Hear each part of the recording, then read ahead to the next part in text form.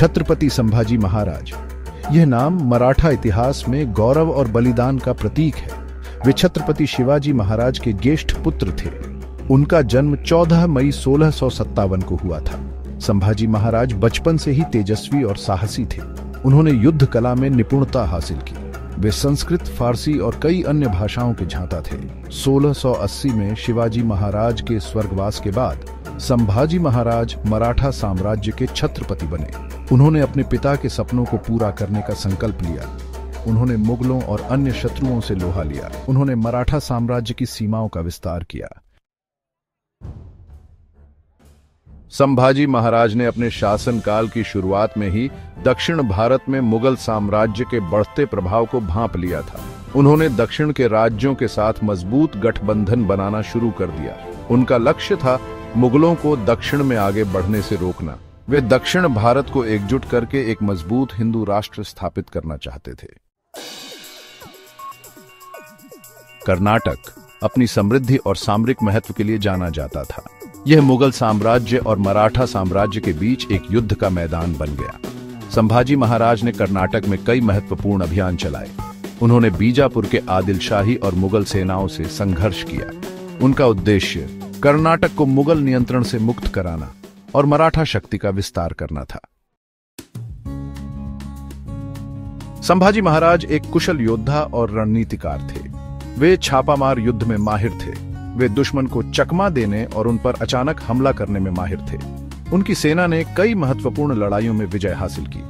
उन्होंने मुगल सेना को कई बार परास्त किया। उनके नेतृत्व में मराठा सेना ने अपनी वीरता और युद्ध कौशल का परिचय दिया। सेक्शन 5 गोलकुंडा की लड़ाई, एक सैन्य प्रतिभा का प्रदर्शन। 1685 में संभाजी महाराज ने गोलकुंडा के कुतुबशाही शासक अबुल हसन कुतुब शाह पर आक्रमण किया।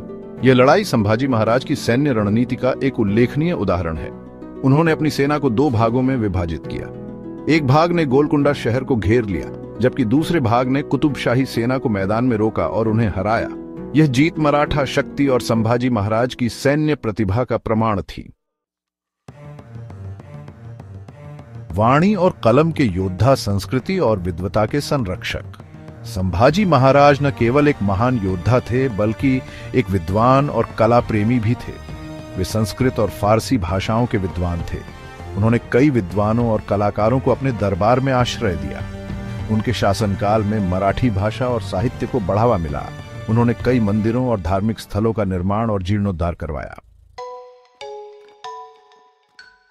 एक वीरान विरासत, शहादत और उसके बाद 11 मार्च 1679 को मुगल सम्राट औरंगजेब के आदेश पर संभाजी महाराज को धोखे से बंदी बना लिया गया।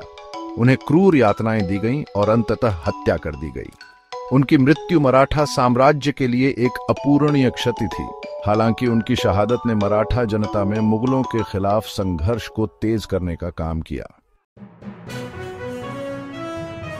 प्रेरणा का एक प्रकाश, स्तंभ, साहस और दृढ़ संकल्प का प्रतीक। छत्रपति संभाजी महाराज का जीवन साहस, दृढ़ संकल्प और बलिदान का प्रतीक है। उन्होंने अपने जीवन का हर पल मातृभूमि की रक्षा और अपने लोगों की भलाई के लिए समर्पित कर दिया। वे मुश्किल से मुश्किल परिस्थितियों में भी डटे रहे और कभी हार नहीं मानी। उनकी वीरता और बलिदान की गाथा आज भी हमें प्रेरित करती है। आधुनिक भारत पर संभाजी महाराज का प्रभाव। छत्रपति संभाजी महाराज ने भले ही कम समय के लिए शासन किया, लेकिन उनका प्रभाव अमिट है।